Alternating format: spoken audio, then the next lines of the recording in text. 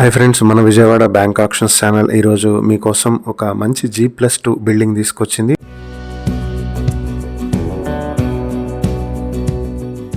ఇది విజయవాడ ఇబ్రహీంపట్నంలో ఉన్నటువంటి G+2 building. ఇది మొత్తం 290 స్క్వేర్ యార్డ్స్ లో నార్త్ ఫేసింగ్ తో ఉంటుంది. ఇది రిజిస్టర్ ఆఫీస్ కి దగ్గరలో ఉన్నటువంటి ప్రాపర్టీ.